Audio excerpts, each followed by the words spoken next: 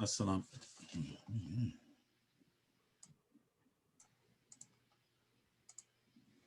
Brother Mitchell, can you hear me? Assalamu alaikum.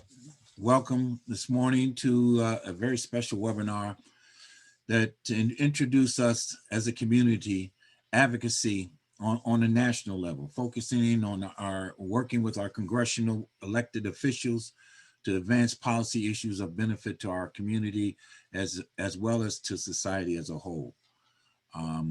At this particular point in time, to introduce our participants, I would introduce Shafiq Abu Bakr, co-chair of the CIOGC Civic Engagement Committee. Shafiq, and your video is off right now.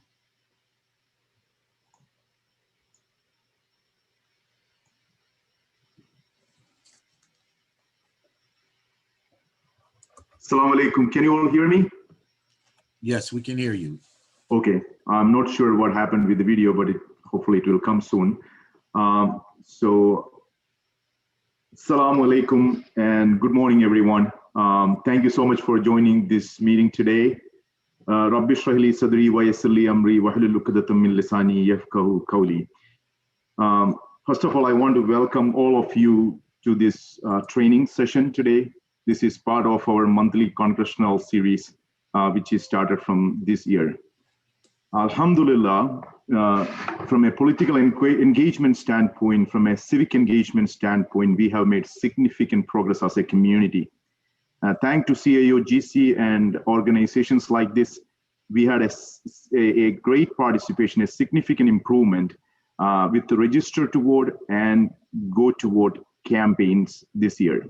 And the numbers of that will be shared in the upcoming training by Polygon team members. This particular session on advocacy, we will focus on congressional advocacy, which will empower with you. This training will empower with you with tools and training on how to bring the change that you all voted for. So in this program today, the flow of the program is going to be. Can we go to the next slide, please? Yes. Dr. Sabah Khan, who is the chair of the Civic Engagement Committee, will be giving a presentation on CIOGC and its civic engagement activities, followed by a guest of honor speech by Congresswoman Lauren Underwood, but the Congresswoman is running a little bit late today, so she will be joining us later in the program. Once Congresswoman comes, we may take a short break from wherever we are and then let her speak, and then we'll continue with the remainder of the program. Followed by that, actually, after Dr. Sabah Khan introduces CIOGC, we will have Ms. Shadin Mali, who will speak about the involvement in government, importance of representation. And Sister Shadin is the Chief of District Affairs for Illinois' 3rd Congressional District, which is Congresswoman Mary Newman's district. Followed by that, we will have training by Sisters Johanna Mustafa and Sister Karima Whitaker. After that, we will have a Q&A session, which will be monitored by Brother Abdullah Mitchell, who is the Executive Director of CIOGC. And then we will have closing remarks by Brother Irshad Khan, who is the chairperson for CIOGC. With that, I will hand over the stage to Dr. Sabah Khan to introduce CIOGC to all of you. Dr. Sabah. Assalamu alaikum, everyone. And I thank all of you to take time out on a Saturday morning and join us on this webinar. We truly hope that you guys find this webinar very educational and useful, especially because we have this prestigious institute with us, Polygon, who would be doing this advocacy training for us. And we also have, like Brother Shafiq mentioned, the guest of honor, Congresswoman Lauren Underwood, joining soon, and Ms. Shadin Mali. So I welcome all the panelists on this. And with no further ado, my role today in this webinar is to give you a brief introduction about CIOGC, what CIOGC does when it comes to civic engagement. This year for CIOGC, we have our civic engagement pretty much in 3 big classifications that we've classified it as. Civic engagement plays a very big role at CIOGC. We have been very active, subhanAllah, Last year, we did so much work in our political engagement work, especially with census and the national election that went. Had a very successful campaign when it came to census and voting. And we did several candidates forum, helped our community members introduce the candidates who were running different races. They were introduced to our community. The community got chance to have direct question and answer round with those candidates. So alhamdulillah, that was a very successful event that we did last year. Now moving forward in 2021, as you can see on the slide, these are some of the things that we have planned. So we are looking forward to a very exciting year at CIGC. The very first thing that the main focus of us this year would be on advocacy. We are looking at legislative bills. We are in the process of looking at all the bills that are of interest for our community, that affects our community at any level, and we will be advocating for those bills. Then there is an IMAD program, that's a signature program of CIOGC. So for the audience who are not familiar with the work that's done by CIOGC, IMAD is a program which is mainly focused towards the youth of the community. We engaged about 25 to 30 pages and take them to Springfield, where they get to have a direct interaction with the congressmen and senators, and they get pretty much like a training on how do you advocate bills. And I would not take too much of time from this webinar. I know we are looking at exciting topics ahead of us, but the slide in front of you kind of gives you in a nutshell what our plans are for this year. And anti-racism task force, congressional talk series, and congressional internships. These are the three new things that we will be introducing this year. So with that, that does not really take away from the other two programs that are on the list. Even though I keep saying that I do not want to take too long, but I'm so super excited and enthusiastic about this whole thing that we've planned ahead of us. I will still repeat what I see on the slide. With political engagement, it's the voters registration, get out to vote, and Brother Shafiq, who is our co-chair, he pretty much leads the political engagement wing of the civic engagement at CRGC. So the voters registration, get out to vote, candidates forum, these are some things that we go to each community center of ours, our member organizations, and we provide them training on how to hold these campaigns at their masajids or their schools or whatever kind of non-for-profit organization they are running. Then going to the collaboration part of it, we have these partners with us, ISAR, the United Powers, CRLMC, Archdiocese of Chicago. These are the partners, and now we have Polygon too with us, mashallah. They're giving us this training today. And like Brother Shafiq said, we are looking forward to more and more of collaborative efforts with Polygon. With the Congressional talk series that we have started this year, every month, we plan to do one talk series, which would cover the advocacy and congressional training. And we are looking forward for Polygon to help us train and bring things of that nature to the table. So the collaboration, we would include Polygon as well in this list. With that, I want to move on to the next slide, which gives in a glance what we did in the year 2020.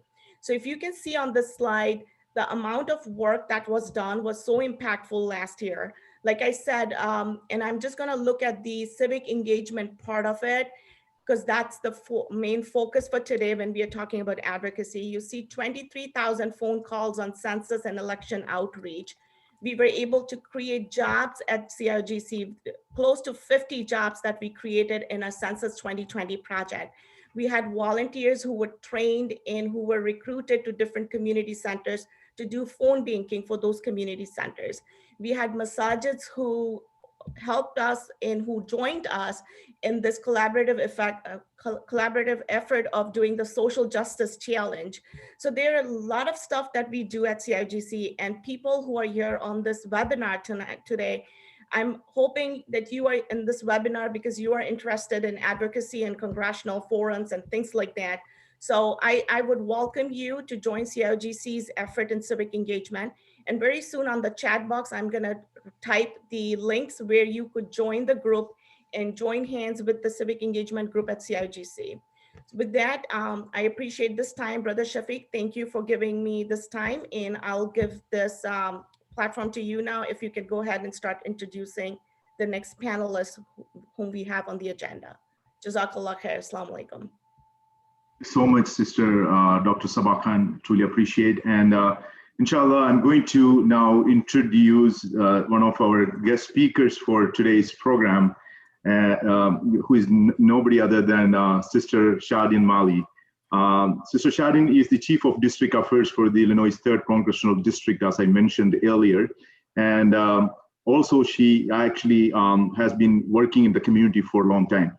Shadin Mali has experience across the education, healthcare, nonprofit, public, political, and private sectors.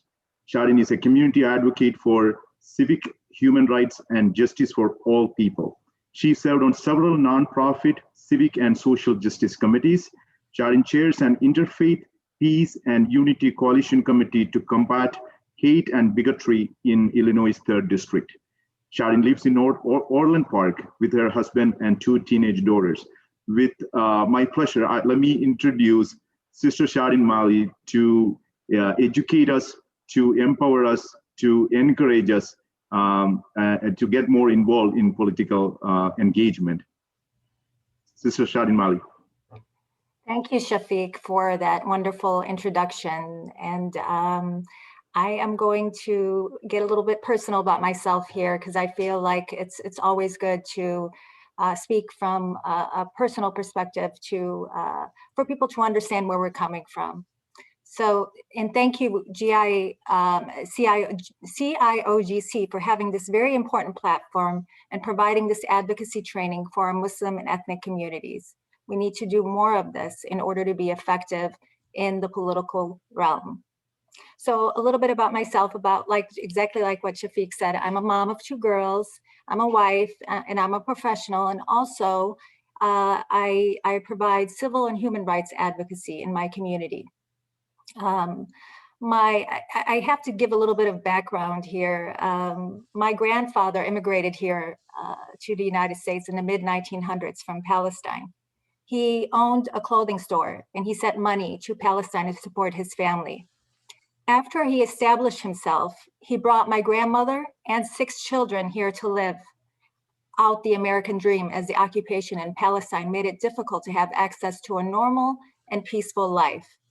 The plan was eventually for them to go back to Palestine, to their ancestral homes that they left behind. But unfortunately, the circumstances on the ground made that impossible. Fast forward to 1985, one of my uncles, Walid Ali, had a deep passion for the film and entertainment industry. He quickly, though, found out that he was the wrong ethnicity for the media industry, and he had a difficult time finding a job. He had so much passion for film that he mortgaged my grandparents' house without their knowledge. As a lifeline Chicagoan, it is easy to understand the magnitude of this risk. We don't win many national titles in sports in Chicago. He took a risk and purchased the rights to the now infamous video called the Super Bowl Shuffle. Maybe some of you are too young to recall, but it was basically a group of football players rapping. Fortunately for my uncle, they won. And it wasn't until then that he told my grandfather what he had done. Due to the success of the video, it allowed him to gain respect in an industry that he wasn't allowed to prosper in, and it helped him to realize his career goals. By God's grace, it was a gamble that paid off in innumerable ways. So MPI Media Group became the leading producer, that's his company, financer, sales agent, and distributor of feature film and television content. They work with directors, producers, and film boards around the world to create and distribute original content.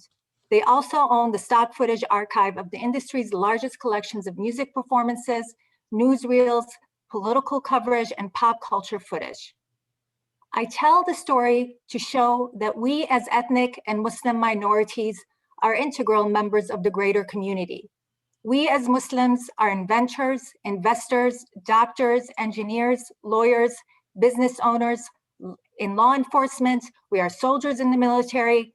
We are a slice of Americana, just like everyone else. Unfortunately, 9/11 created negative misconceptions and implications around our community that still exist today. We are in a constant battle with the right-wing propaganda machine that tries to demonize, discredit, and invalidate us. We feel that we are constantly on trial to prove our loyalty to our country. So I grew up in Oak Forest, a suburb here in the southwest suburbs. There were a few Muslim families there. Most of my neighbors were welcoming and accepting, but there were a few misguided people that attacked my family, both verbally and a couple of times physically, simply because of our identity. My personal activism and advocacy began in 2013.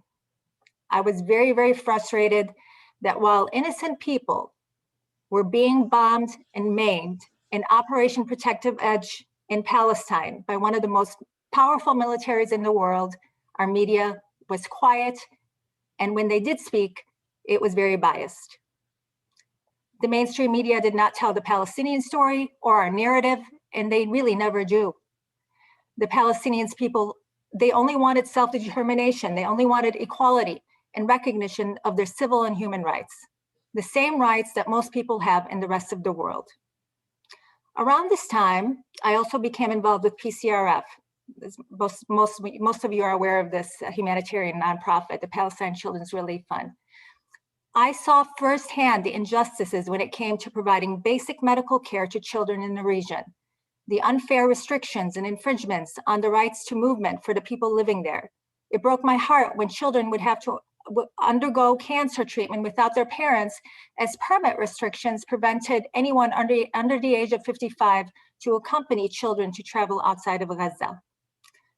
I wanted this to stop, and I wanted my government to stop supporting human rights violations, whether it is explicit or implicit. And that is how I became personally involved in politics. That is my why. I learned that my wish for something to change was not enough, that I needed to become engaged directly.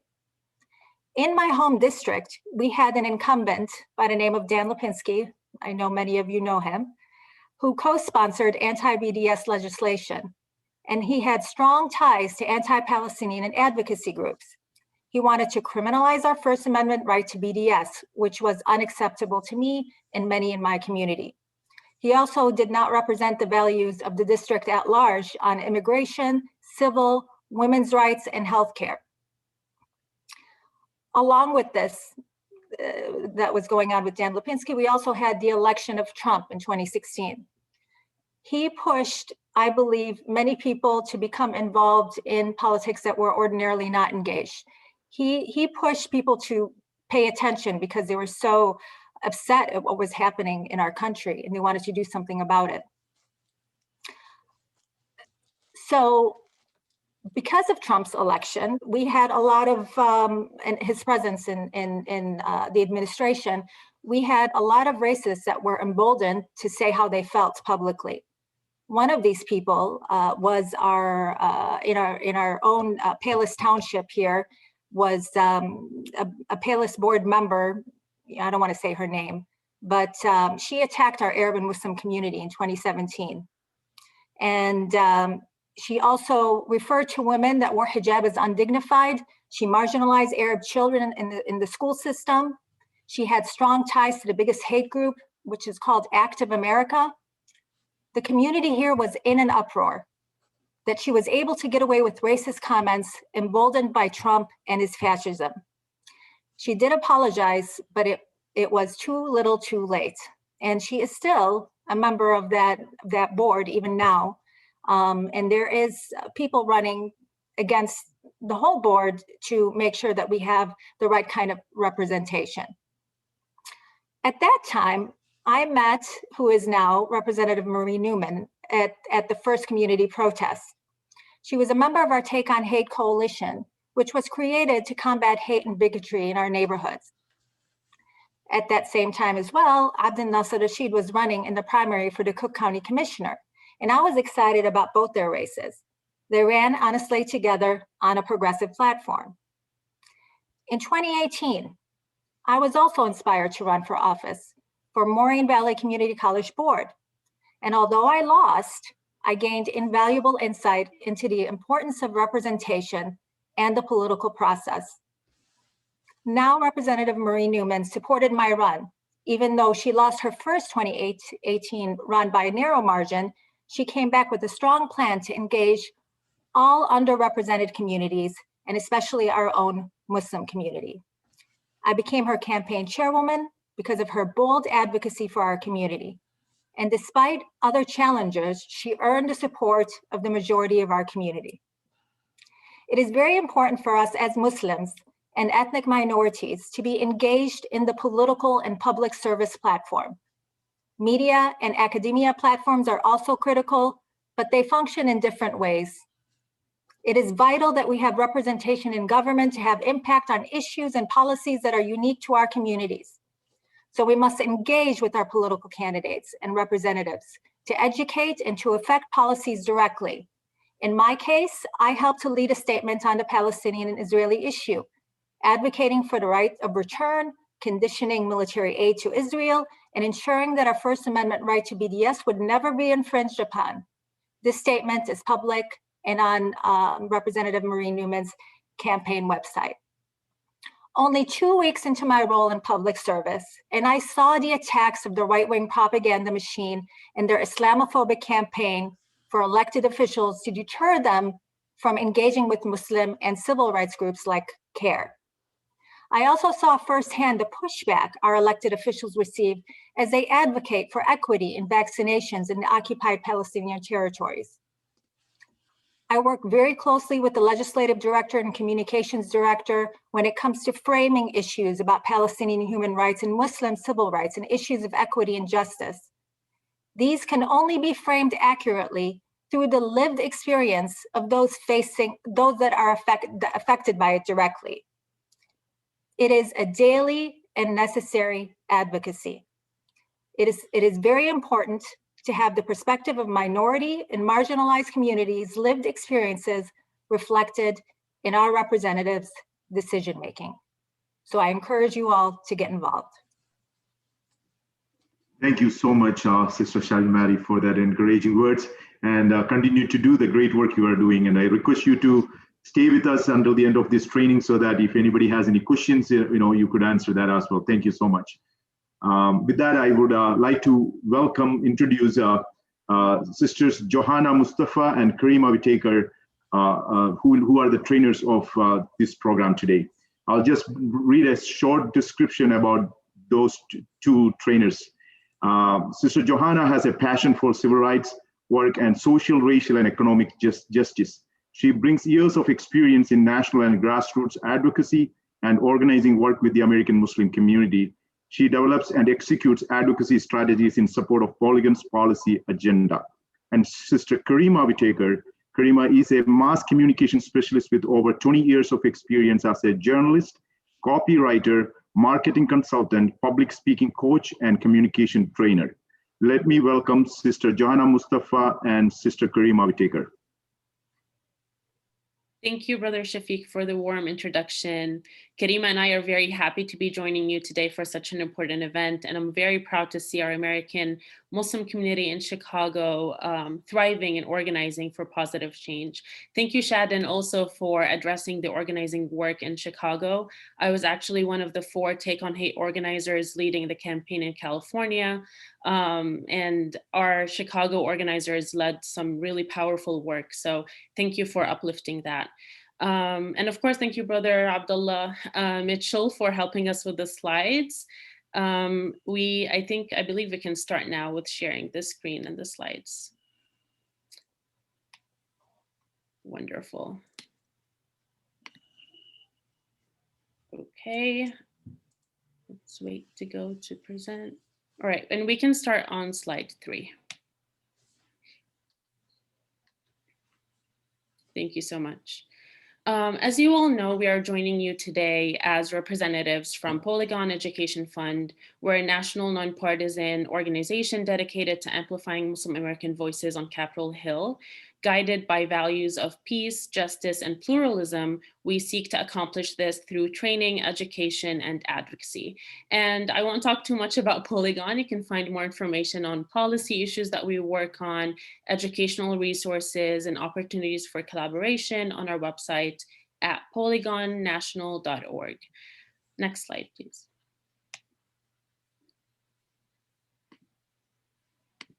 It's there.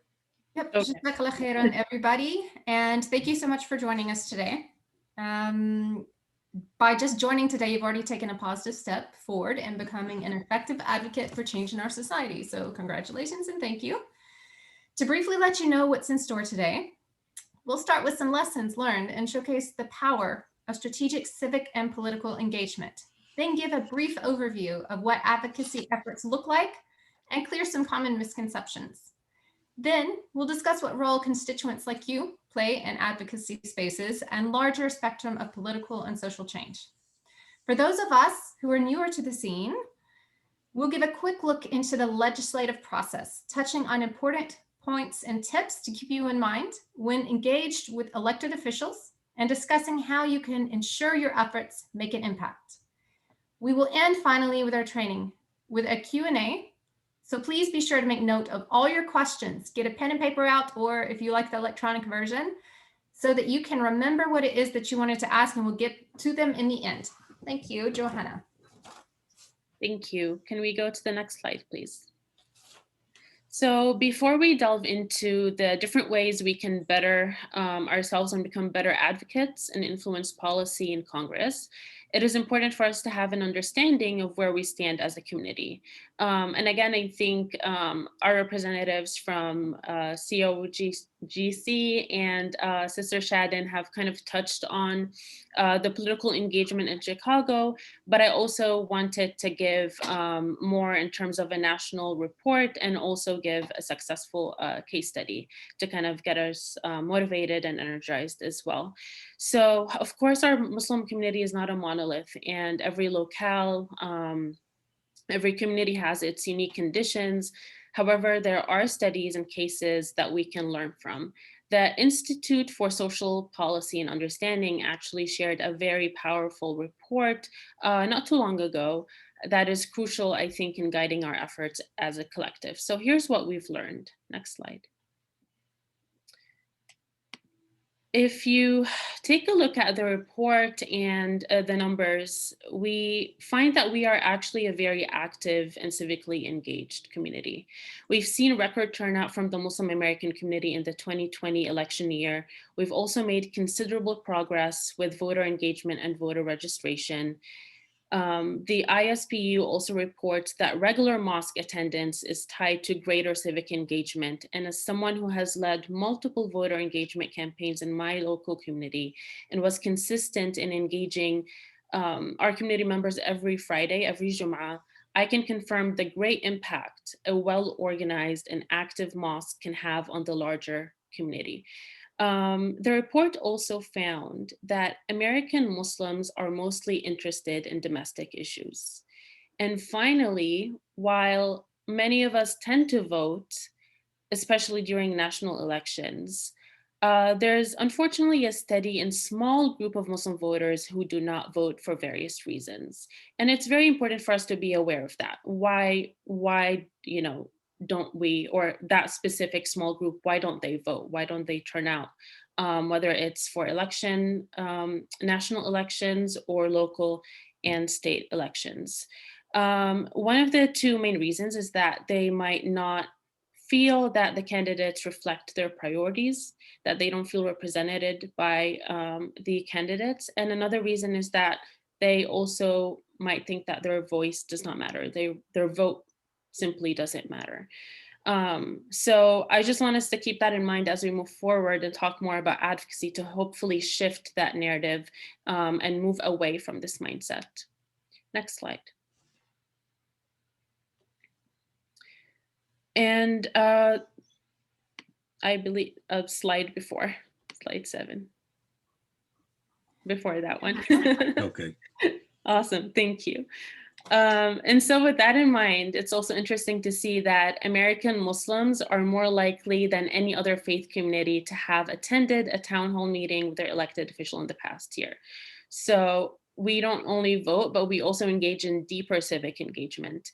And we see the same level of civic participation for campaign involvement as well. So this clearly shows that our community members go beyond casting their votes. We actually invest the time and energy to be civically engaged. Why is it then that these numbers are not reflected in governance and leadership? How can we ensure that we're not only participating in civic and political spaces, but also have an impact in amplifying our voices? And hopefully by the end of this training, we'll get an idea of how we can do that. Next slide. That's a great question, Johanna. The American Muslim community engages in a deep civic participation. We are active and have the skills and talents and expertise to have a seat at the table and influence power structures, government and politics. However, the ISPU, as you'll see, reports that despite such involvement, representatives of Muslims in government fall short of American Muslim numbers in population. American Muslim socioeconomic capital and professional strengths are also not fully reflected in government and positions of power. While American Muslims make up an estimated 1% of the total US population, Muslims only make up 0.6% of congressional representation. American Muslim voices and concerns are not adequately addressed in government, which creates a need for better political representation and participation. What we need is increased strategic Muslim political and civic engagement, not only to increase the number of Muslims in elective office, but also to have American Muslim voices heard and influence policy on all government levels. And we hope that this training can provide a foundation for which we can achieve this. Next slide. Thank you. So in addition to the powerful cases and success stories that we've seen coming from Chicago, I also want to briefly touch on a case study presented by the Institute in Virginia. The Virginia Muslim community has seen tremendous progress in the past years due to 4 key strategic elements, and all of these apply to congressional advocacy. The first is that we must have better, consistent relationships with our elected officials and engage with them on all levels of governance. If you think of Representative Ilhan Omar or Rashida Tlaib, they were both local and state elected officials before they ran for Congress. Their relationship with their constituency started years before they actually entered Congress. And so it's very important to harness those relationships and nurture those relationships before we have elected officials in Congress or in the administration on a national level. Another thing to keep in mind is that meeting your congressional member with a unified demand and a collective vision makes a greater impact. So we have to be united as much as possible as a Muslim community. And the member of Congress can't really grant individual wishes, but they're more inclined to move on an issue that is supported by a large group of people. And finally, the last point I want to highlight is that we also have an opportunity and should do more in terms of creating a pipeline of talent and leadership to ensure that our efforts never die. And this webinar is a great example of that. There are a lot of platforms out there, a lot of resources, a lot of educational materials that we can use to help develop leadership in our community. And it is our responsibility to grow our people power and give the younger generation the tools to be able to continue the work in the years to come. Next slide. Now that we've learned that we must be more strategic about our civic and political engagement, and since we've established that advocacy is one of the most powerful tools in influencing positive change, how do we define advocacy? The term advocacy encompasses a broad range of activities, including research, public education, lobbying, and voter education that can influence public policy. Advocacy spaces are diverse and include a wide range of activities, expertise, areas of focus, and interests. Anyone can serve as an advocate, including you. Next slide. But why should you be an advocate? Why is advocacy important? Well, if you're a living, breathing person, you probably have some issues that you care about that are important to you, that you want to fix and would like to protect.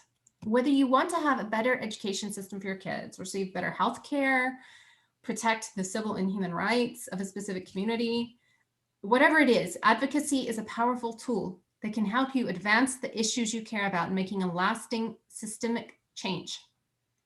Today, we're going to delve into how you can practice effective advocacy to shape the public debate on important social issues and to ensure that you have a voice in the policies that impact your life. Johanna, thank you. Definitely. Thank you for that. And another win, huge win for the community that I would like to uplift during this webinar is, and I'm sure you've all heard, we've repealed the ban. The Muslim ban was reversed on day one of the new Biden administration. And the point that I would like to make here is that this victory is the culmination of 4 years of tireless advocacy efforts and community organizers. We owe this victory to the countless advocates and organizers who worked tirelessly to challenge this ban with every iteration, every new version. It developed into 2 bans. We've had the Muslim ban and the African ban, but we were tireless in our efforts. And that's how we reached that victory. So just to kind of uplift that some challenges might be a little uphill, might take longer to achieve, but it's definitely possible. Next slide. Yeah, so the Muslim ban that Johanna just mentioned was the result, as she said, of years of advocacy work, community organizing, national mobilization, and the fruit of collective effort, not just one-off individual efforts. Which brings me to a common misconception. Oftentimes, people refer to advocacy efforts as lobbying. It's important to note that while advocacy does, in fact, include lobbying, lobbying is only one form of advocacy. There are many avenues of advocacy that nonprofits and community members can engage in that do not involve lobbying. The advocacy efforts we witnessed in the fight to repeal the Muslim ban was centered more on the advocacy of the power of the people, including community leaders, lawyers, organizers, activists, and constituents like yourselves, and less on lobbying, actually. It's important to note that lobbying is often tied to big money. Next slide, please. Money in politics, as you'll see, is not the only factor influencing governance and policy. In addition to special interest groups such as lobbyists and big donors, elected officials and lawmakers are influenced by other party leaders and colleagues, media, and of course, electoral prospects, because most elected officials want re-election, obviously. Next slide. Thank you. So while all of these factors have tremendous and heavy influence on politics and issues that impact our lives, we must not forget that constituents hold the power too. You have the power to put and keep elected officials in office. They are public servants that work for you to represent you. But in order to ensure such meaningful and reflective representation, we must utilize and seek to master the tools and avenues at our disposal. We must become better civic leaders and exercise strategic political engagement, including advocacy efforts. Next slide. Johanna. Thank you. And so if you ever doubt your role as a constituent, I want you to reconsider the lens from which you are looking at your efforts. As someone who has worked in a congressional office and has been on the other side of the phone taking constituent calls and listening to the demands and concerns, I can assure you that your efforts are never a waste. The Congressional Management Foundation reports that direct constituent interactions have more influence on lawmakers' decisions than other strategies. So don't let lobbying and big money intimidate you. Next slide.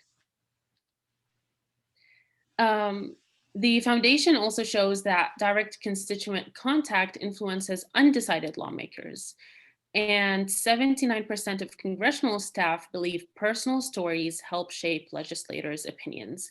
And again, I think Shadon gave us a wonderful example of how narrative can actually motivate and uplift advocacy work and organizing work.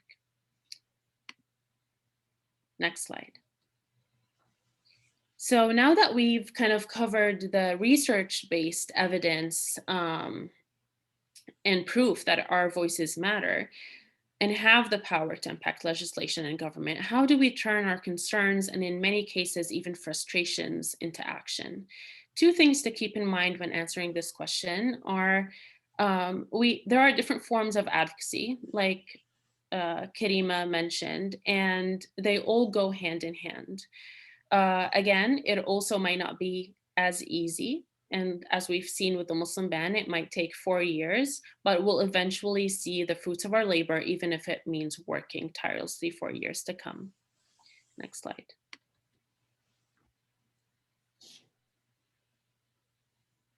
The legislative branch, a refresher.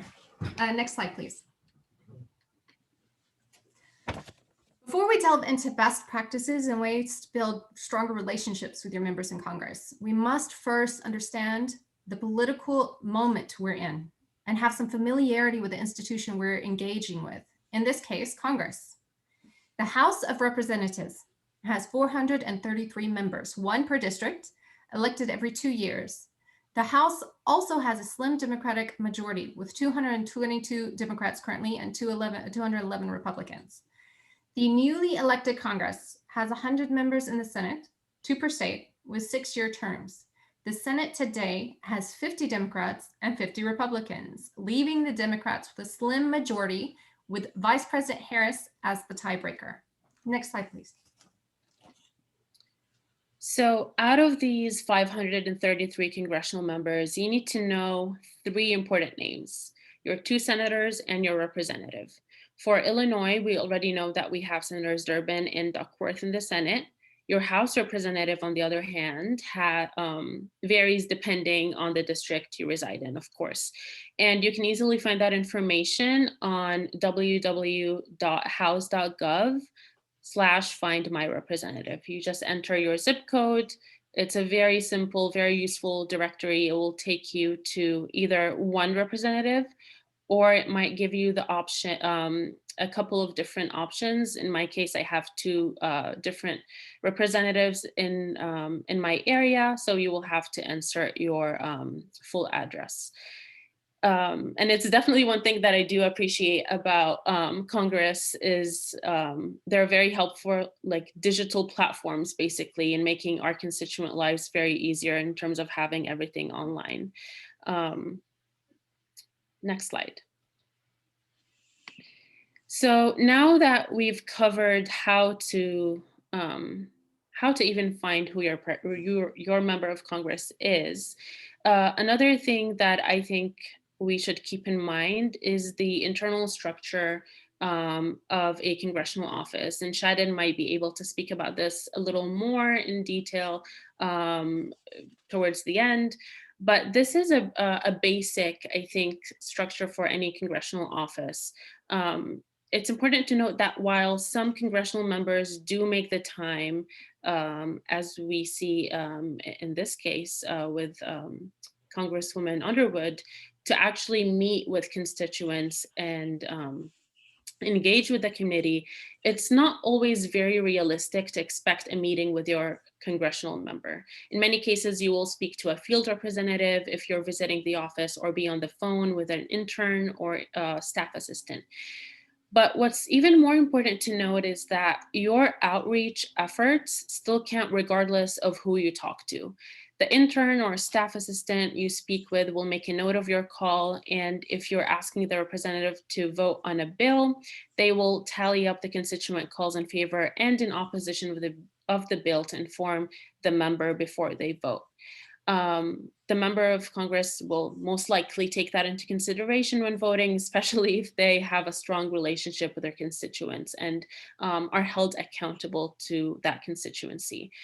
And so we just wanted to give you a brief overview of what that looks like. You've got the staff assistant, the intern, we have the scheduler,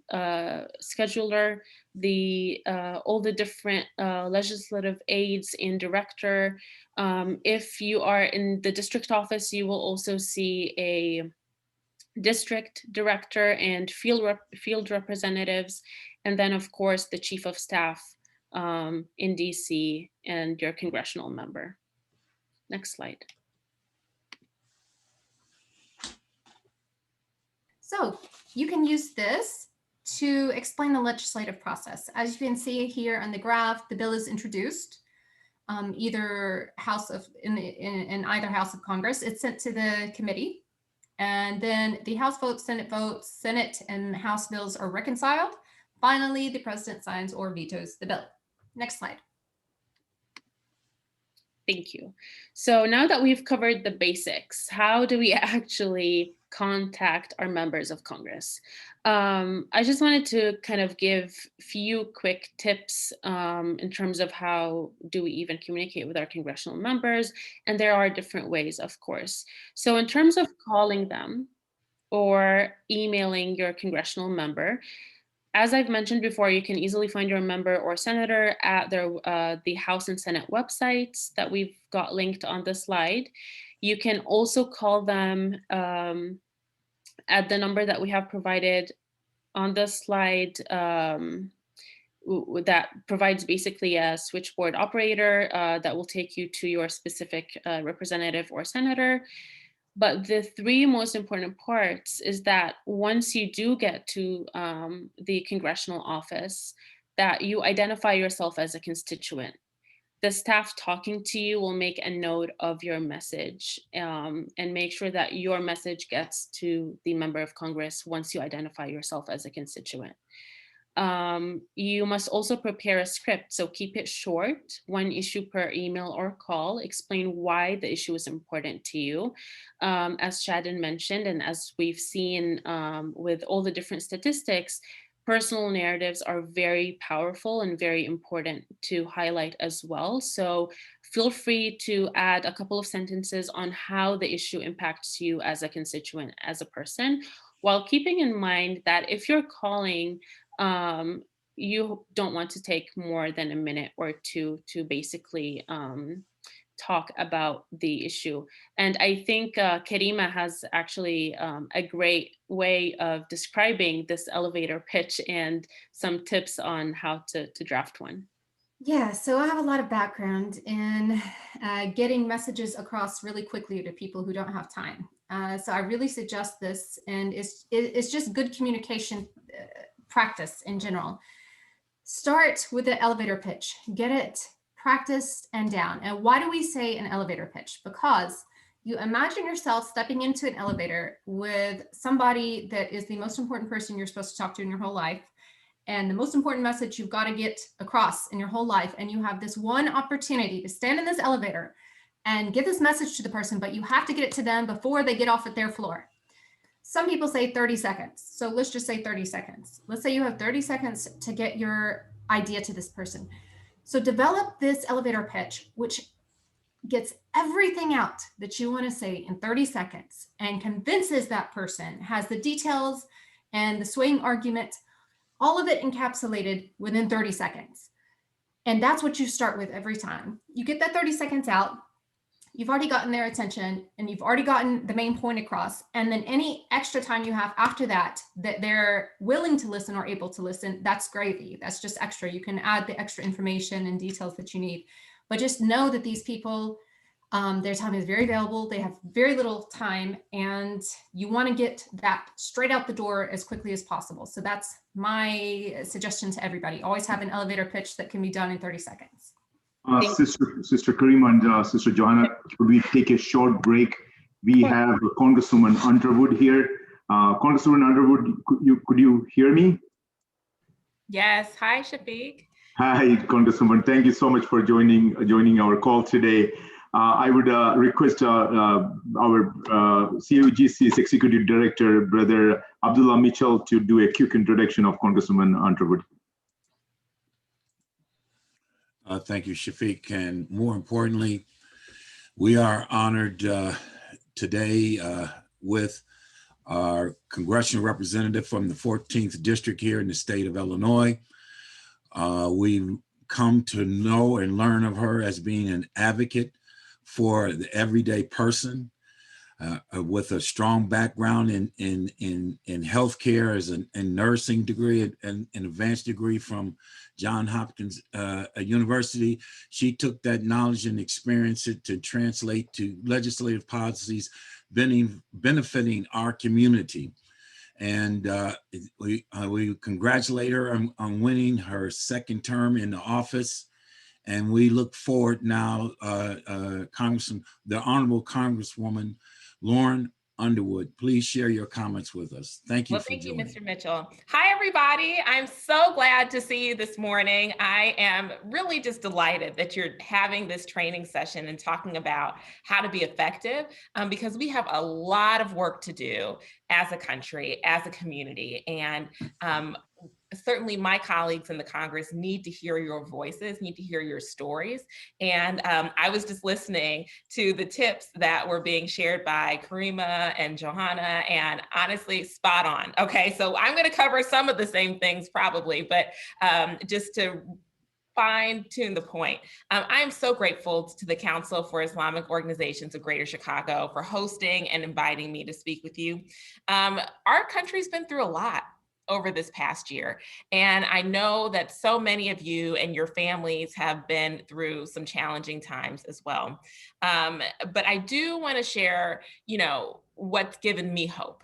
And what's given me hope every time is that there's always groups of people like this who are focused on making positive change and taking the current circumstances and pushing through, not just for a singular benefit, but for the collective benefit of all of our communities. And it's so important that we continue to look out for our neighbors and one another, and building healthy, strong communities through advocacy is such a vital way. It's not the only way to have an impact, but it's so important. So one of the topics that you're here to discuss today is how to engage elected officials. And when it comes to my office, there's a really straightforward answer. Just reach out to us. We want to hear from you. A lot of groups think that they need to pay for a lobbyist, search for that perfect advocate to carry that message on their behalf. Please don't do that. We want to hear from you. So you can call my West Chicago office. Our phone number is 630-549-2190. Or if you go to my website, underwood.house.gov, you can send an email or you can request a meeting. And I would encourage constituents, no matter who your representative is, to always request that meeting. Because even if that member of Congress is not available to meet with you on the timeline that you've requested, a staffer often is. And a lot of times, I have to tell you, the staff conversations are more valuable than the conversations with that elected official. And I say more valuable because oftentimes it's the staff that are able to get into the details. They're able to take your very specific feedback on a proposal, on a bill, on a resolution, whatever, and then quickly work to implement it. Whereas the conversations with me generally are a little bit at a higher level. In preparation for your meeting, I would ask that you have a list of specific challenges. So not, I want to talk about foreign policy, right? But let's have something really specific and narrow for that meeting. And if there is any existing legislation or regulations in place, we want to know the bill numbers. So if you can do some of that research in advance and bring that to the meeting, it helps to have a more productive conversation. The other thing is just to remember the audience. Now, we know here in Illinois, we have so many levels of government. I mean, we probably have the most of any state in the country. Between cities and counties and townships and state and federal, it's hard to know who to turn to. But as your Congresswoman, I can help address federal issues. That's anything nationwide, anything having to do with foreign policy. But our state reps and state senators are the ones that are focused on Illinois specific issues. And so when I took office in 2019, I told our community that I was going to be the most accessible and transparent and accountable representative that they'd had. And those values have really been important in guiding our decisions, even during a pandemic, right? We've had to be creative. But right now, for example, we're hosting weekly virtual office hours. So constituents come in, they'll request 10 minutes. That's 10 minutes of their time. It's on Zoom like this. And how you use that 10 minutes is up to you. And so I heard a recommendation earlier, have one ask. I say have one ask per 10 minutes of a meeting. So if you have a 30-minute meeting, 3 asks max. But recognize that just because it's 30 minutes scheduled, it often may just end up being 15 minutes of dialogue, right? So you know that your time may get eroded. I've met with constituents during those 10-minute meetings who want to talk with me about their student loans, or what they'd like to see in the next COVID relief package, or even a young student who wanted to ask me questions for her report that she was doing for a class assignment, right? We have a variety of constituent requests, and I'm not unique in this. Your representative likely does as well. So don't think that your question is too small or too insignificant. The key is just to maximize the time in that interaction. Now, I know that there's a bunch of young advocates on the call as well today, and I wanted to say that I'm so inspired by this next generation of leaders. There's a vision for our country that our young people have, and they're articulating it, and they're organized to make it happen, and so engaged. And so for the young people that are interested in public service, I would encourage you to join us in the Congress as an intern. That's how I got my start. I interned for Senator Obama in the summer of 2006, and I learned so much during that time. It's a way to work with staff, understand the legislative process, learn more about a policy issue that you're really interested in, and just get oriented into this whole political space. You can learn more about internships with each member of Congress. So everybody has different deadlines. I know that makes things confusing, but our information is on our website, underwood.house.gov. We also have a STEM Scholars Program for folks that are interested in those careers, connecting you with local resources. We do an art competition for our STEAM folks who are so brilliant and talented in the arts. And there's a Congressional App Challenge if you are skilled in programming and computer science. All of that information is available on my Congressional website. Now, just some final words of wisdom when it comes to advocacy. Please don't forget the power of your own voice. So tell your story. All the textures, all the layers, all the anecdotes that make it so compelling, that's what's missing from the bill text, right? We need to know how these proposals, how laws, how decisions impact you. So whether you choose to share that in written form, in a phone call to the office, or in a meeting, don't hold back. It is so powerful, and so often we're searching for folks and their stories. Now, there's a way to do it where you can still have your privacy. I know that that's important for folks, but just, please don't hold back. And then don't forget to lean on each other and learn from one another. We're all refining our skills here, and so you don't have to do this alone. I know that the Council of Islamic Organizations of Greater Chicago has over 400,000 members. And so there's a lot of expertise in this group. There's a lot of expertise in the network, and the collective voice can be so powerful. Thank you for letting me join you. And we're online if you want to continue the conversation on social media, but please take good care of yourselves. Okay. It's a challenging time, and both physically and mentally and spiritually. And it's really important to just, center yourself and take good care. Thank you, everybody. Thank you so much, Congresswoman Underwood. Thank you for always being available, for attending our meetings. And thank you so much for all your support. And I need to use this opportunity to thank your wonderful, wonderful staff as well. Jessica, Landon, Ashley, and the rest of the people in your staff. They are all awesome, just like you. Thank you so much. Truly appreciate it. Have a great weekend.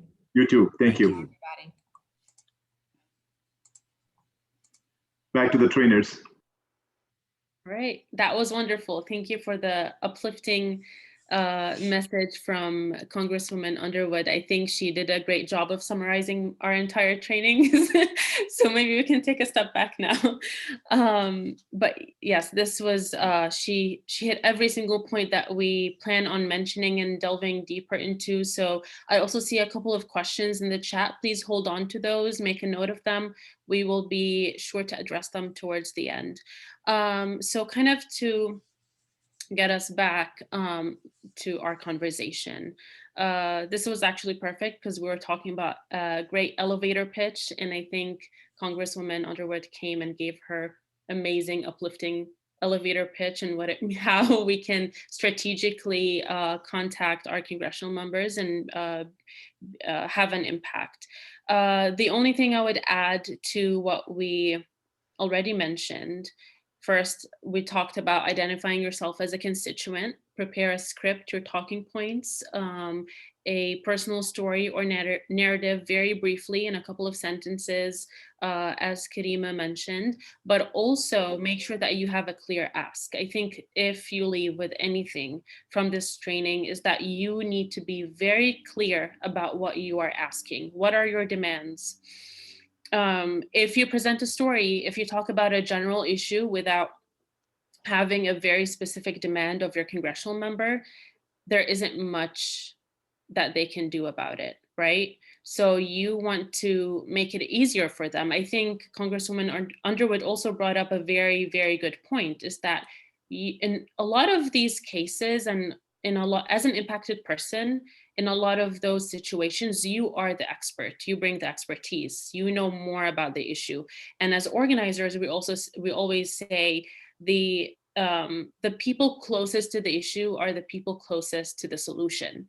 So you know more about the issue than the congressperson, most probably. And in terms of staffers, they will do their research if they're already championing the issue, but you bring a lot to the table. So don't forget that. And she also mentioned that, you know, and we have it on the slide, be sure to mention a bill with the number. So the name of the bill, for instance, HR 1 for the People Act is the name, and then HR 1 is the number, if you have a bill that you are referring to.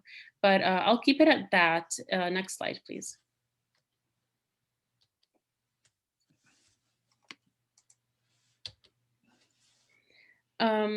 So here for our next slide, I just wanted to give you an example of a very brief script that we've had this past summer in 2020, around the time we were mobilizing to get votes for the No Ban Act in the House of Representatives.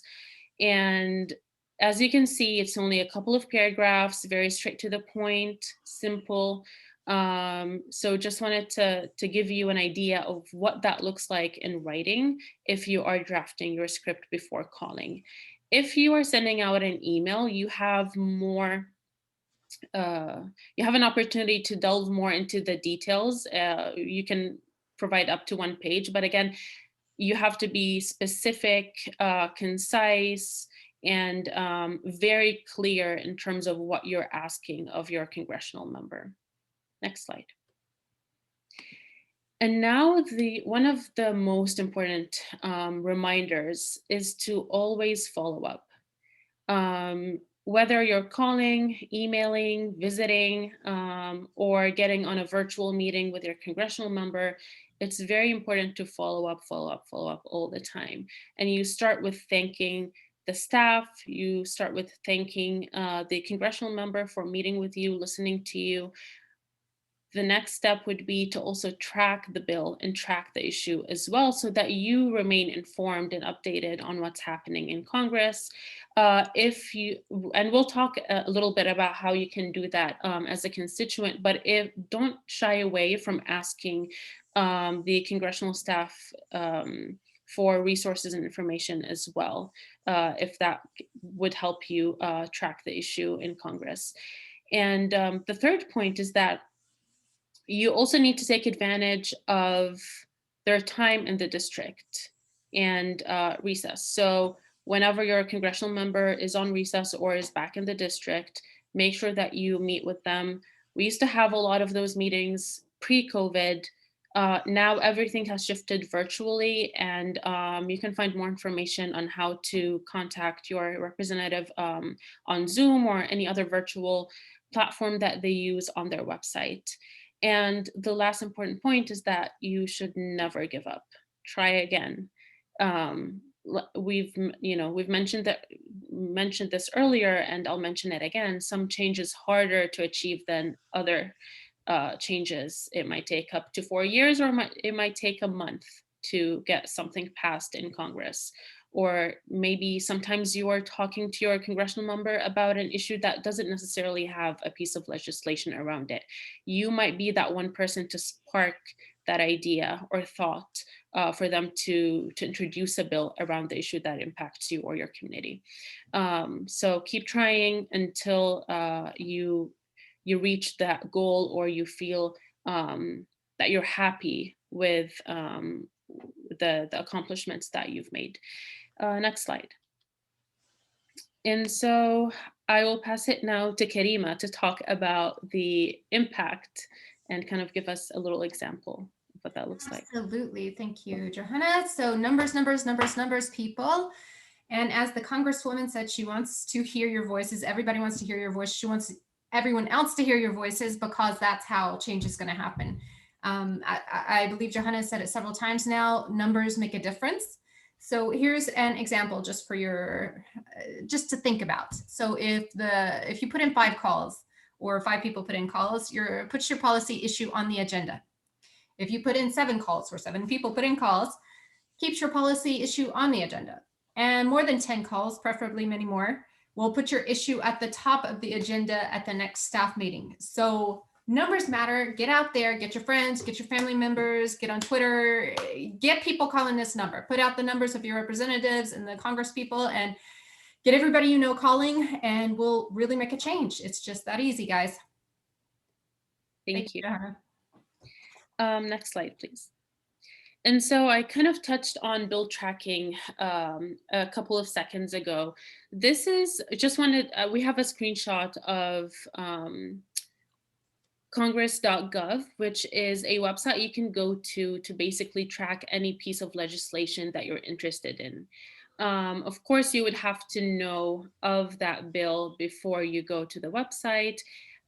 If you're not aware, let's say you have a specific issue, whether it's like around healthcare, any domestic issues, or even foreign policy. Let's say if you're interested around any legislation on the war in Yemen, for instance, but you're not aware of any bills or legislation around it, you can call the Congressional office, your rep in Congress, and ask the staff member that you're talking to about any bills around that specific issue, and they'll be able to guide you through that process, hopefully.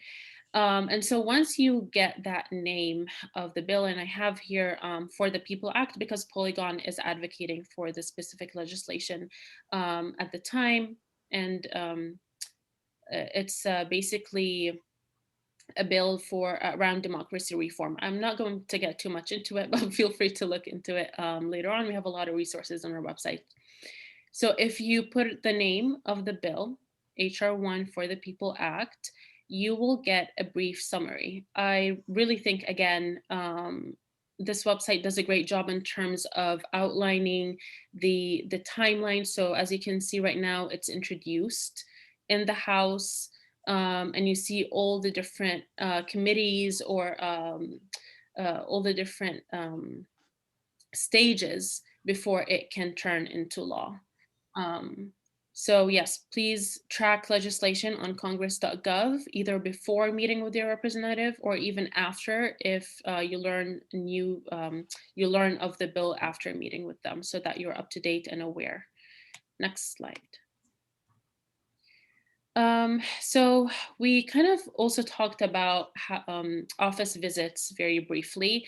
It's very similar to calling or emailing, with a couple of differences. So again, you can schedule your meeting online. Of course, do your research, track any bills, do the research on any bills that you are mentioning. Feel free to reach out to experts in the community as well. Feel free to reach out to Polygon or any other institution that is focusing on specific bills or issues that impact you or you're interested in, to get kind of some talking points going. Also look into whether your congressional member is already sponsoring the bill. And you can find that information on congress.gov, the website that I just mentioned. You can see if they are co-sponsors or not, if they're supporting or not. Also look into whether they made a statement about that specific issue or that specific piece of legislation. All of these will help inform how you approach your representative and how you frame your talking points, right? Because that's very important at the end of the day, is how we talked about the elevator pitch, but we also need to talk about messaging and how to frame the issue. And once you've got all of that covered, of course, and the day comes for your meeting, be sure to organize yourselves. So hopefully you're not going in alone. We recommend that you try to go in with other constituents, with allies, coalition members, experts. Again, reach out to those who have connections, who are already doing advocacy work, to help you organize the meeting and have a larger impact. So you would need the facilitator, a personal story, a personal narrative that really can amplify why you need to change that specific issue and how it impacts you or your community members. And then specific talking points, be as specific as possible. When we say talking points, try to put all of your talking points in one page. And as advocacy experts, we usually have those one pagers ready when we go and meet with congressional members for them. Again, just want to remind everyone that you are the expert. As advocacy experts, we're the experts on issues that we prioritize. So for instance, for the Muslim community, as a constituent, you are the expert on whatever issue impacts you as a person. And so having those outlined in a one pager is very important because it will also help inform the staffers and give them an idea of what you're talking about. And of course, the ask, we talked about it, have a very specific demand. After the meeting, it's very important to debrief, take notes, reflect on what you've learned, and also keep a note of any next steps. So if they asked you any questions during the meeting and that require follow-up, you would need to follow up on those.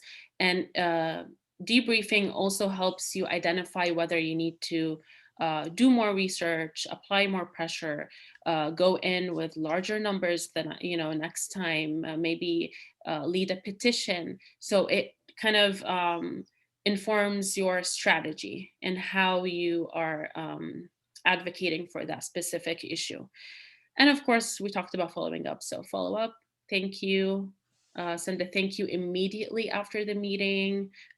Share your contact information so they can also follow up with you on any updates, and reach out to them whenever there are any updates.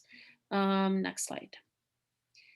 So the last thing that I would like to touch on, which is kind of different in terms of outreach and contacting your congressional members, it also kind of has very similar tips, but obviously a town hall meeting is different from an office visit in that you get a larger number of community members attending, different issues are brought to the table and are on the agenda, not just your issue. So there's a chance for you to also learn from others and what they're talking about. Whenever speaking, introduce yourself as a constituent, why this issue matters to you. Again, thank your member for listening and for joining the town hall meeting. Tell a brief story, make a clear direct ask, and follow up. So I think those are very consistent tips that we see with every outreach or every correspondence, whether it's a call, an email, an office visit, virtual meeting, or even a town hall. It just differentiates a little bit because the means are different or the avenues are different. And so I would like to wrap us up with a couple of reminders. Next slide, please. You got this. I think we've been saying this since we've started the training. You have the power, you have the advantage, and your Congress member works for you. One thing to remember again is that you are the expert, even if you don't really identify as a policy expert, as a constituent, as someone who has lived experiences tied to the issue you're talking about. You are the expert and you bring a lot of valuable assets to the table. So please don't shy away from sharing those. Reach out for help whenever you need it. Reach out to your local masjid, mosque, reach out to advocacy experts, to professionals, to leaders. there are no limits to who can help you in terms of advocacy, really. And it's not just, advocacy spaces aren't only for advocacy experts or policy experts like myself. Anyone can be part of an advocacy space, and show up with numbers. We've also highlighted that point multiple times. Next slide. All right, and so before we wrap it up and move on to Q&A, again, remember that you have allies. So work closely with other community members, with friends, build coalition with others outside of the impacted community who are non-Muslims maybe, or whatever you consider as an impacted community. Just build coalition and relationships with others in your locale.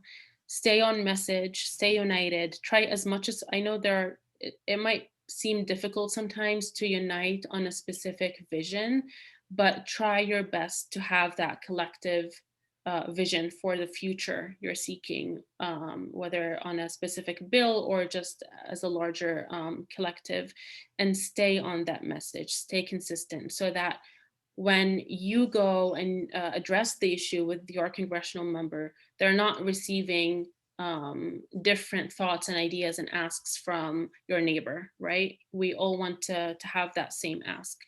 And the last reminder is that we will win. You know, we've been winning. We have a lot of victories. We have been making a lot of progress. So, you know, with more of these webinars, more education, spreading the word, networking, leadership development, and more strategic organizing and more strategic advocacy work, we will win. But yeah, that's it. You can find us for the next slide. We have our contact information, so you can find us on social media. Feel free to reach out on our website or via email. We try to be as available as possible to community members. And thank you so much for joining on this Saturday. I know this is commitment, you know, joining on a Saturday afternoon or morning is commitment. And I really appreciate seeing all of you here today. I would like to now pass it on to our team members and partners from CIOGC for a Q&A.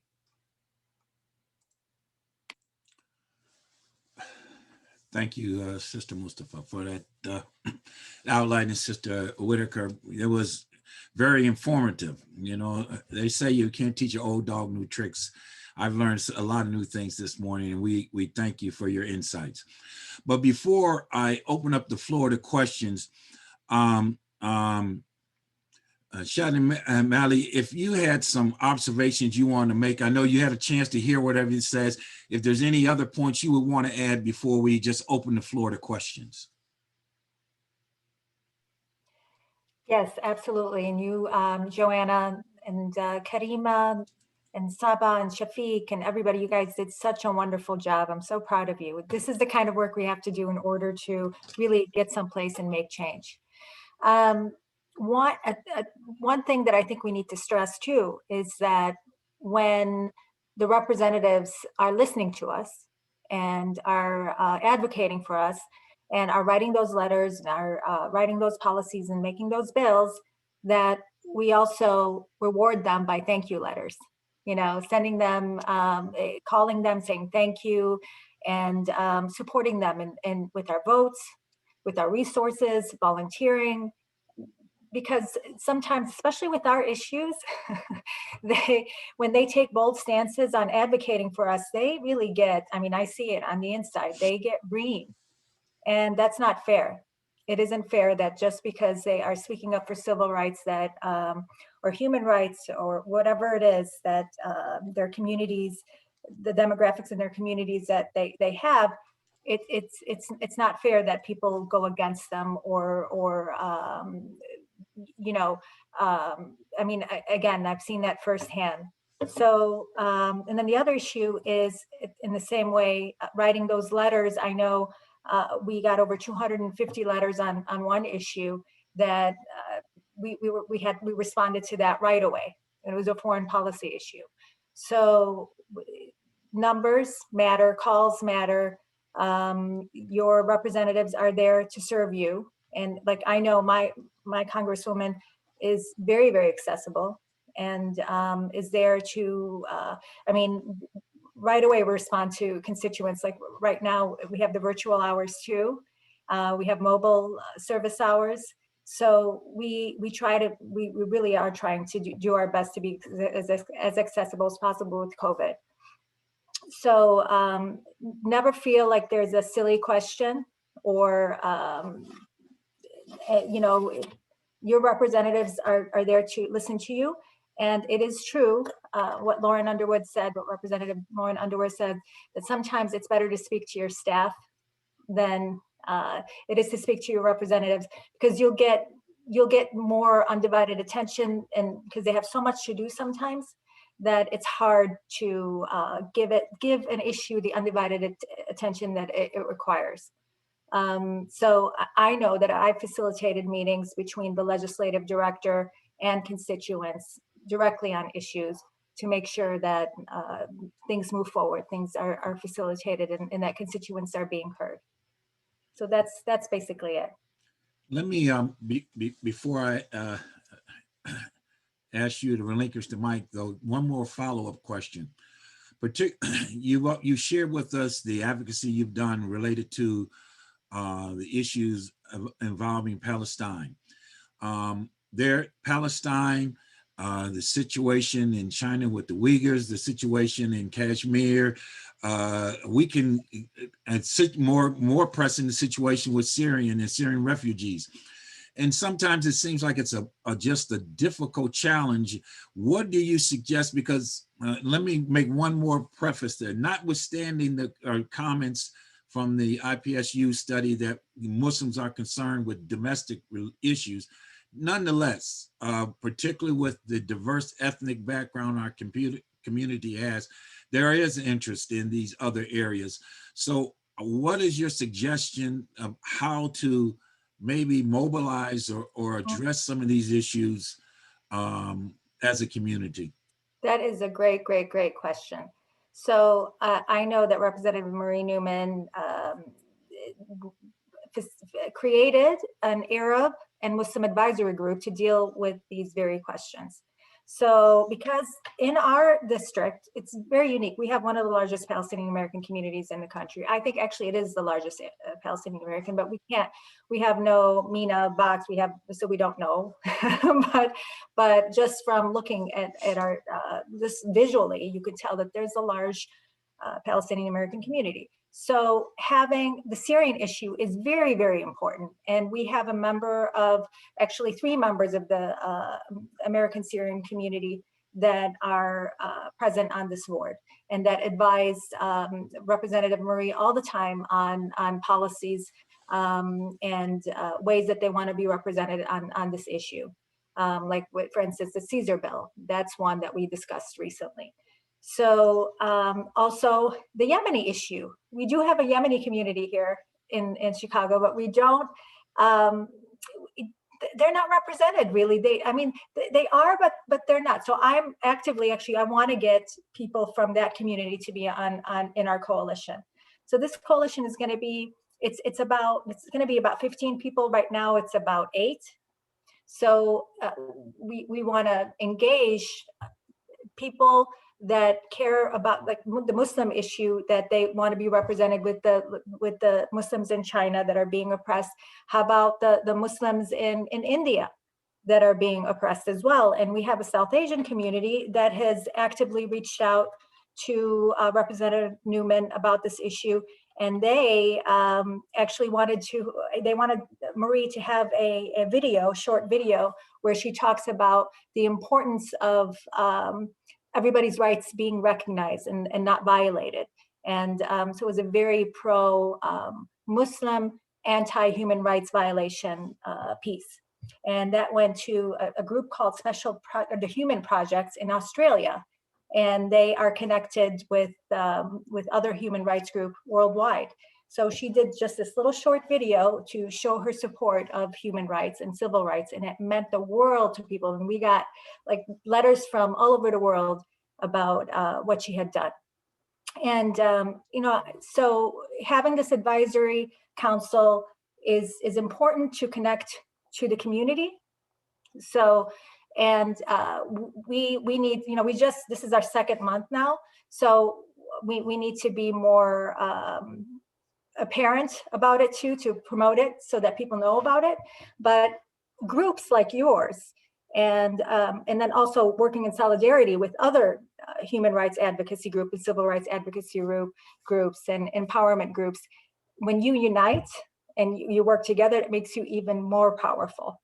The greater the numbers, and working under a united mission really helps our advocacy and really helps push forth policies to get things changing and moving.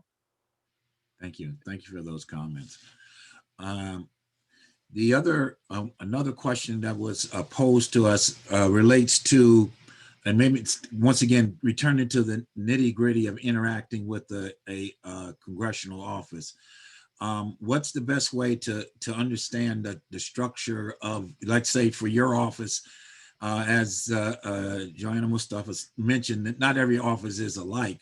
So what are your tips or pointers for us as a community to best engage and understand how our congressional office, the office for our congressional representative, how it's structured?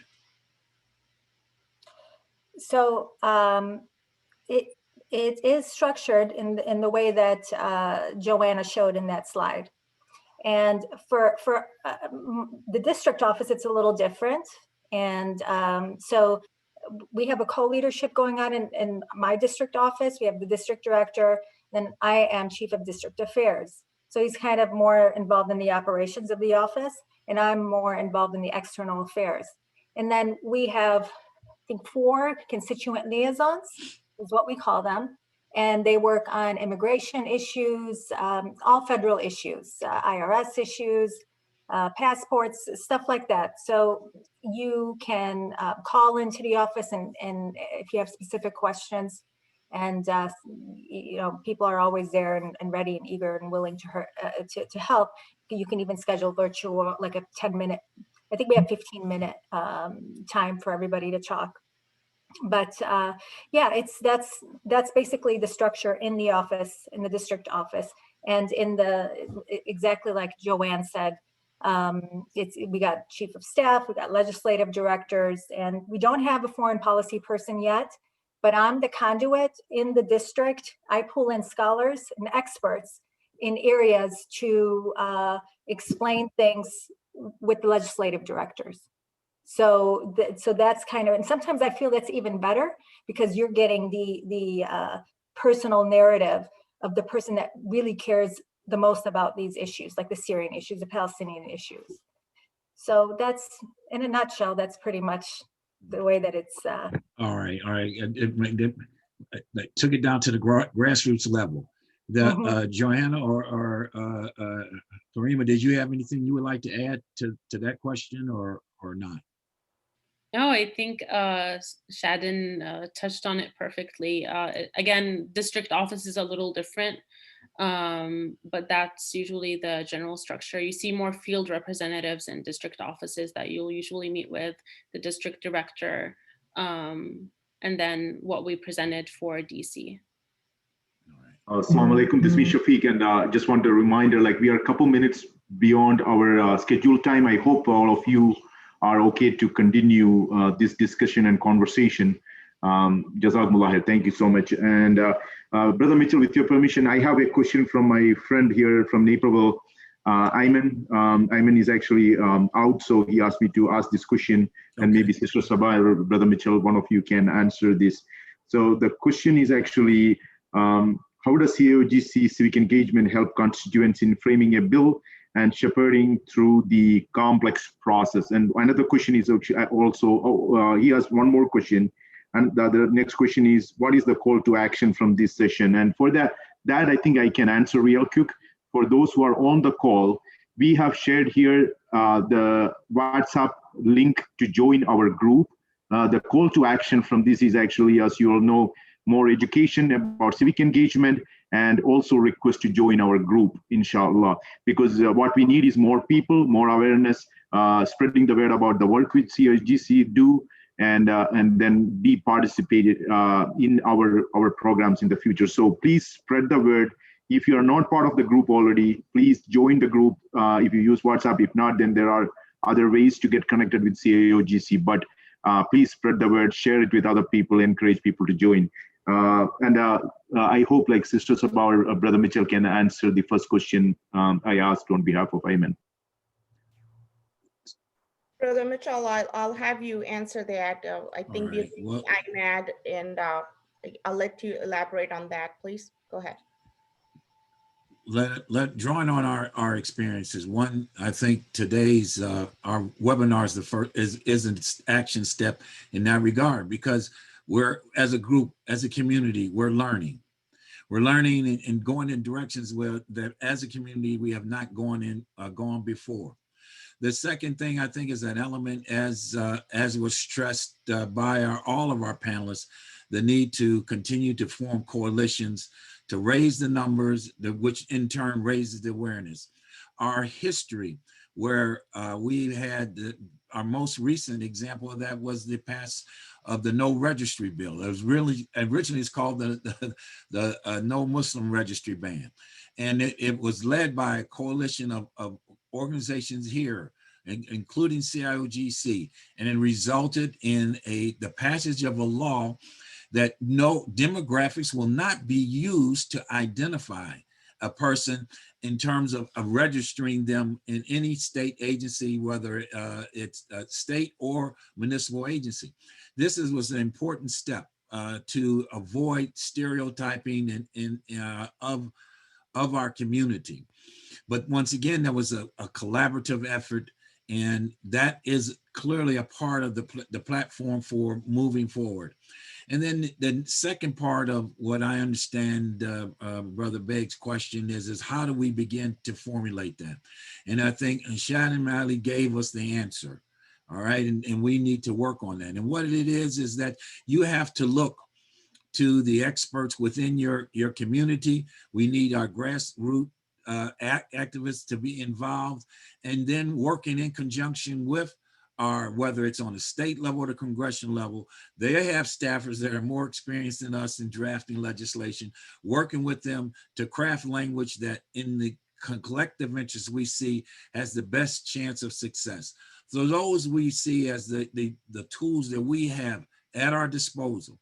The only thing that we need now are some, more people to pick up these tools so we can begin to build a policy legacy that benefits our community as a whole. Thank you so much, Brother Mitchell. And I would like to add to that too. I mean, initially in the presentation, we talked about CIGC's role in advocacy and legislative bills and how we advocate that. We would want you to write emails to us, tell us what's important for you, because we are representing the Chicagoland Muslims. And sometimes we wouldn't know until you guys come and tell us. So Brother Ayman, if you have anything that you would like to talk to CIGC about, please feel free. We're gonna have the contact information in the chat box. So you could either do that or reach out to Brother Shafiq and he'll be happy to pass on your message to us. On that same line, I do want to say that listening to all these great panelists, this was so inspiring, so motivational.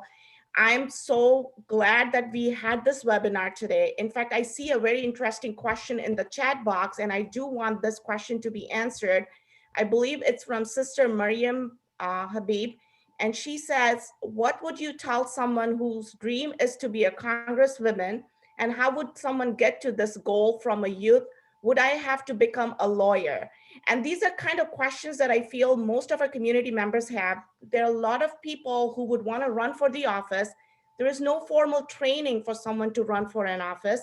And sometimes doing these kind of webinars or having experts in the panel, this is the only way sometimes that people can get a way to learn how to do this. So if one of you could please address this question, because this is, I feel this is a great question that is brought up. Thank you. I was going to type it in. It wouldn't, for some reason it didn't take. I saw that question too. You do not have to be a lawyer. And that's the beauty of our democracy, right? That it's accessible, leadership is accessible, and representation is accessible to everybody. Now, to be a senator, you may, it's a little different. You may need to be a little more, have a little more experience, but not necessarily a lawyer either, but just a little more experience. So being involved in these kinds of meetings where you are listening to experts on bills and policies and Congress and the structure of our government and how to get things going, really being involved in groups like this is the best way to get experience and know how to speak the language and know the structure of the government and how to work through things. So this is the right place to be, right here. Right, Joanne? Definitely, yes. The only thing I would add is that also start grassroots. Start with your on a city level, on a local level, move to state, and then national or federal level. It will give you more experience. And that's a very, very good point, Joanna, because sometimes people think that you have to be familiar with all the issues and the issues that are important to your demographics in the district. And you can't just jump right to Congress without the other local, hyper-local positions to back up your experience. So good point. All right. Well, we've been blessed with a wealth of knowledge this morning, and to carry us on to the challenges, as Congresswoman Underwood reminded us, we have a lot of work to do. And there's a lot of important issues. We're in the midst of a pandemic where we're seeing an upsurge in what do you want to call it, Islamophobia? Let's just say hate based on religion, hate based on race. So there are many tasks before us. We are armed now with some more tools. And like I said, we need volunteers and workers to carry this message forward. At this time, I intended to turn the platform over to our chairperson, Irshad Khan. I think he may have lost his connection. I'm looking for him. Brother Mitchell, Brother Irshad said like he had to leave for another meeting. So before that, there is one more question, if I may ask that. I will try to make it short, but this is from Brother Abdi, Wajad Abdi from Naperville. He's the Civic Engagement Committee Chair of the ICN community. And his question is more about engagement with other Congress people on the Muslim oppression going on in India specifically. To that, I guess, I can answer that question. So CAOGC, under the leadership of Dr. Sabah Khan, we are planning to have the monthly congressional engagement meetings with the different Congress people. So there are going to be opportunities with every Congress people, inshallah, who are from Illinois, to sit down, talk about real issues which matter to us, to bring it to their attention. And it's not just the Indian Muslim oppression, and any oppression which is happening. Indian Muslim oppression is really something which is really concerning to a lot of us.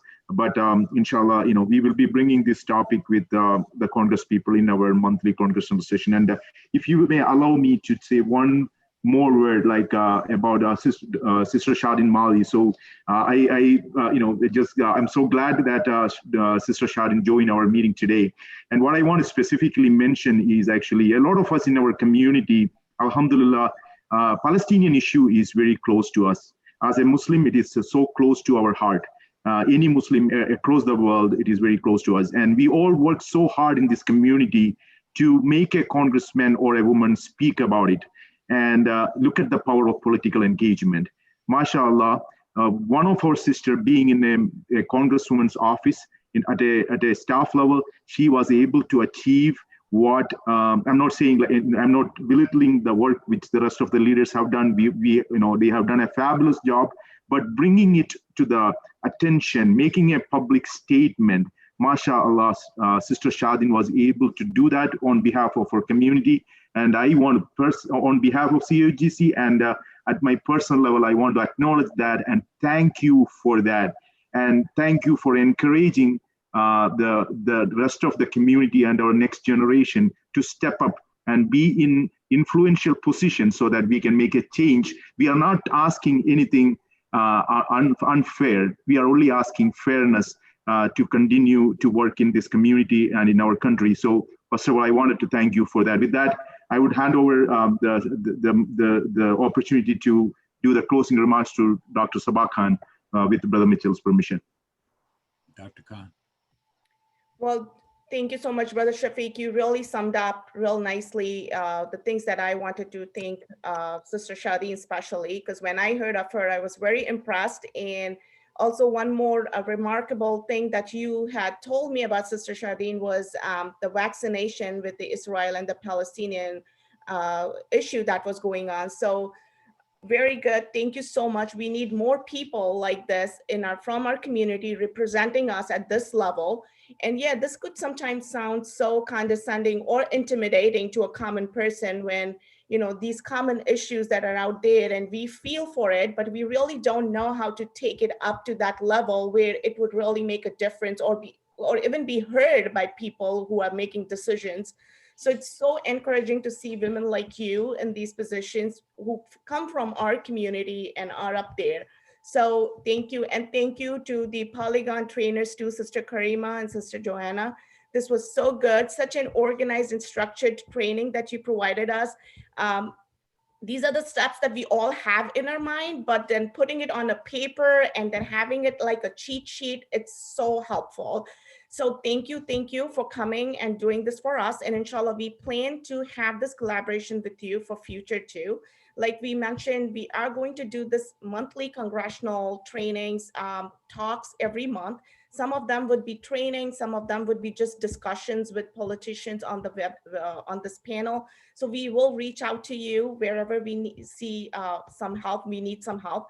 So so keep on the look for the CIGC emails. We will be reaching out to you for this. And Brother Mitchell, thank you too for attending this. If you want to make us dua, we could conclude this session. Initially, we planned this for an hour, but of course, this went up to 2 hours, which is a great. I feel it's a good thing because the topic was just so engaging and so informative. So Jazakallah khair, everyone. And Brother Mitchell, if I may have you make the concluding dua for us and we can end the session. Thank you. Well, once again, on behalf of the board and the staff of the Council of Islamic Organizations of Greater Chicago, we thank each and every one of our panelists for taking their time to be with us and to share their knowledge and their experience. We also extend our thanks and gratitude to all the attendees that took out of their time to come to learn, because through this collective building of knowledge and expertise, it's going to benefit us all as a community as a whole. With those words, I will close us out with Surah Al-Asr wal-Asr, Inna insana lafi khusr, illa ladhina amanu wal amilu saliyat, wa tawassaw bil haqqi wa tawassaw bis sabr. Assalamu alaikum. Thank you. Alaikum assalam. Thank you, everyone.